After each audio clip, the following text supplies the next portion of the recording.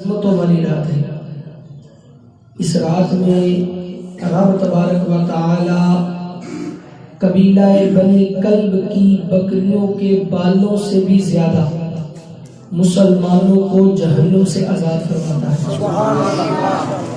جو گفتگو کا ارادہ ذہن میں لے کے آیا ہوں وہ یہ ہے کہ ہم قرآن پاک کی تلاوت کرنے کے عادی بن جائیں، قرآن کو اپنا امام بنا لیں۔ جو ابتدائی آیات پڑھی سورہ بقرہ کی، یہ قرآن پاک کی سب سے طویل سورت ہے اور اس کے اندر بہت سے مسائل احکام بیان کیے گئے ہیں، اور یہ اتنی برکتوں والی صورت ہے کہ روایتوں میں آتا ہے نبی کریم صلی اللہ علیہ وآلہ وسلم نے ارشاد فرمایا کہ جس گھر کے اندر سورہ بقرہ تلاوت کی جاتی ہے شیطان اس گھر سے بھاگ جاتا ہے۔ سبحان اللہ۔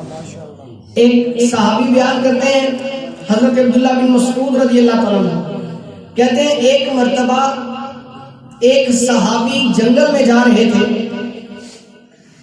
کہ راستے میں انہیں شیطان ملا، انہوں نے اسے پکڑا اور اسے دبوچ لیا۔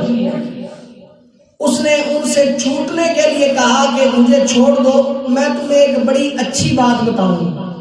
وہ صحابی نے چھوڑا اور وہ شیطان اپنی بات سے مکر گیا۔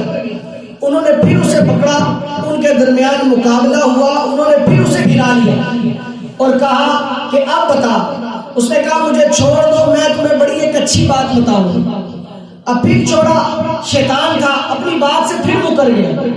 انہوں نے پھر اسے پکڑا اور پکڑ کے اس کے ساتھ مقابلہ ہوا، اسے نیچے گرایا اور کہتے ہیں اس کی گردن کے اوپر اپنا انگوٹھا رکھا اور کہا اب تب تک نہیں چھوڑوں گا جب تک بات بتا نہیں دو گے۔